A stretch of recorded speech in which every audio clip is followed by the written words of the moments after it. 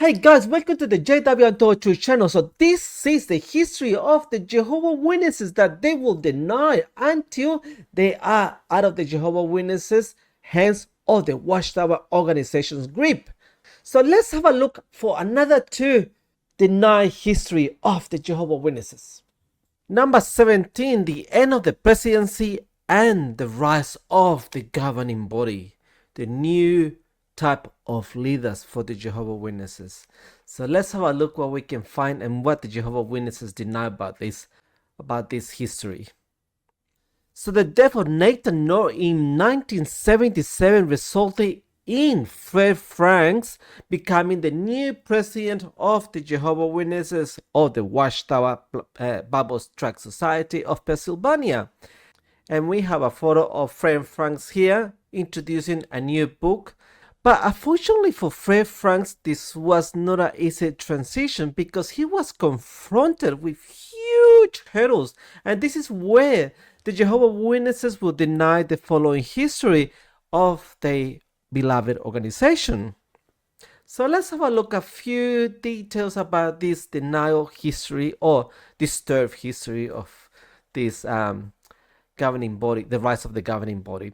By the time Fred Franks took over in 1977, the organization was bleeding out members. And what we are going to find out what was the cause of this bleeding of members. So we've got a graph here of the Jehovah Witnesses growth, and we've got from the year 1962, they had just below 100,000 members. But as the years went on, from 1967 to 1970, they had a huge growth, reaching almost 200,000. But by the year 1974, they exploded because they were expecting a huge thing to happen in 1975, which was the Armageddon, the end of times. And there was a massive growth for the Jehovah's Witnesses because they were expecting for the end to come. But as we can see, when Fred Franks took over the presidency of the Jehovah's Witnesses, the growth went plummeted down because nothing happened back in 1975. So that was a huge failure for the organization, and Fred Franks was confronted for this, that even the growth went backwards in 1978 when they had negative numbers. So this is an amazing history of the Jehovah's Witnesses. But of course, the Jehovah's Witnesses will deny that they said or they predicted anything for the 1975, and that the plummeting of the members was because of a misunderstanding of some Jehovah's Witnesses promoting a different idea. But we got proof that it wasn't just a few people that they were promoting a few different ideas. The Jehovah's Witnesses organization, the Watchtower, and the newly president Fred Franks was confronted with huge hurdles, like what we said.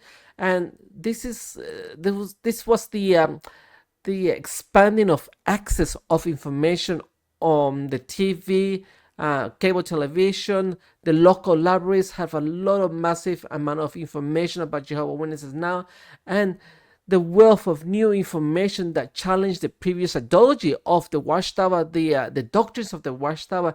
And we've got a short video of this, a very good example of the new kind of television programs that were coming up on the cable TV.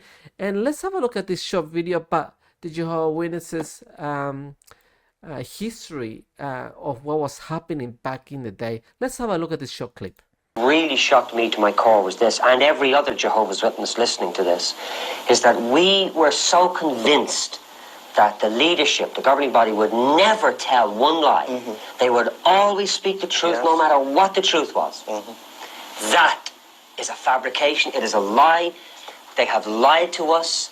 They have deceived us. And we have the documented evidence. And because we've spoken about it, we were silenced or threatened to be silenced. And that's what will happen to any Jehovah's Witness listening to this program. And he knows it in his heart. This is what the Watchtower Society and the presidency of Fred Franks was confronted with. This kind of videos or programs on the cable TVs showing how the organization of the Jehovah's Witnesses are treated just once they are challenged by their own ideologies or doctrines. And we also got a short clip of how of the new governing body back in the day. Body of the Watchtower Society holds and enjoys the power, then they must also bear the responsibility. The truth is, they don't. Nothing better illustrates this than their false prophecy concerning 1975. As we just heard, the 1975 was the major failure for the Watchtower Society and almost crippled the organization to a standstill. And this is one of the major denials of the Jehovah's Witnesses about their history, the 1975 prediction. And if you ask any Jehovah's Witnesses that was this a fact that they actually predicted or they actually made a doctrine out of this, they will all deny this. But we are going to see some of the facts, some of the proof very quickly of this 1975 fiasco.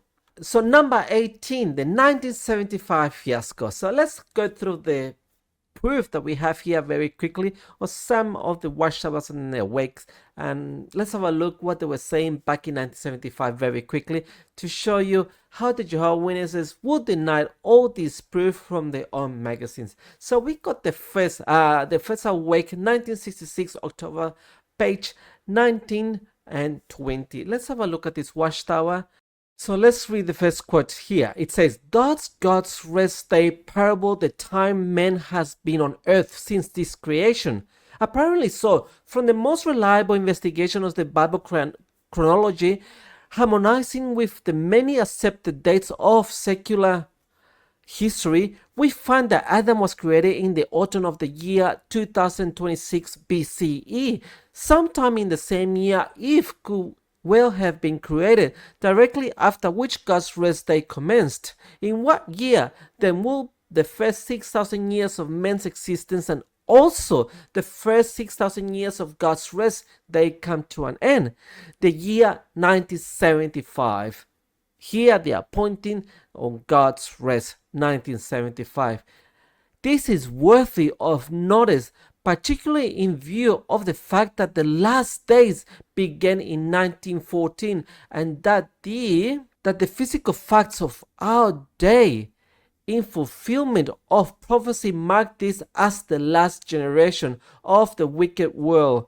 So here they are saying that the generation, the 1914, will be a fulfillment of the prophecy mark for 1975. Very clearly here they are pointing to 1975 from the on Watchtower, the mouthpiece of Jehovah God. Let's have a look at the second quote from the same page. So what can we expect? The immediate future to be filled with thrilling events for these who rest their faith in God and His promises. It means that within relative few years we will witness the fulfillment of the remaining prophecies that have to do with the time of the end. So the time of the end will bring thrilling events for those who rest their faith in God and His promises. So they are pointing here to the time of the end for 1975. Here is clearly as water that they are pointing to 1975. This is a history that Jehovah's Witnesses will deny to their grave or until they are out of the organization or the Watchtower grip. But let's have a look at another quote here. So we got another magazine here, the Watchtower 1966 October the 15th. Let's have a look at this Watchtower and let's read this quote. Very long to find the chart beginning on page 31 showing that 6,000 years of man's existence end in 1975. Once again they're pointing to this date, the end of the 6,000 years of man's existence and the beginning of God's rest, 1,000 years on this 1975. Discussing of 1975 overshadowed about everything else. The new book compels us to realize that Armageddon is in fact very close indeed, said a conventional. Surely it was one of the outstanding blessings to be carried home. So from this convention, the main point of this convention was 1975, the end of the times. So on page 631, we can find this other quote. So it says here, let's have a read about the year 1975. What about the year 1975? What is it going to mean? Dear friends, ask Brother Franks. That's the new president on this year. Does it mean that Armageddon is going to be finished with Satan bound by 1975? It could. All things are possible with God. Does it mean that Babylon the Great is going to go down by 1975? It could again. Does it mean that the attack of Gog and Magog is going to be made on Jehovah's Witnesses to wipe them out? Then Gog himself will be put out in action. It could, but we are not saying. All things are possible with God, but we are not saying. And don't any of you to be specific in saying anything that is going to happen between now and 1975. But the big point in all of this, dear friends, time is short. Time is running out. No question about that. So here clearly they're pointing to 1975. All these amazing things are going to happen, but they didn't wanna. They're giving ideas of what can happen, but they didn't wanna put all the eggs in one basket. So they didn't wanna actually point out of what details will happening, but they are giving little crumbs of what may happen, just in case it does happen. So they go, oh, you see, we did predict it. But if it doesn't happen, well, we just said it could have happened and we gave you guys ideas. So yeah, that was only ideas of the Watchtower, of Jehovah God, or Jesus Christ, or the Holy Spirit, whoever you want to blame. But we are just saying. So again, they are pointing to 1975. Let's have a look at another proof of this 1975. We've got the Watchtower 1967, April 15. And we're going to go into page 225. Let's have a look at the quote here. And guys, you're going to find this quote very, very unbelievable, because it's just such a mind-blowing quote. Let's have a look at this. The most urgent warning ever given. It says, no matter how well you like what you are doing.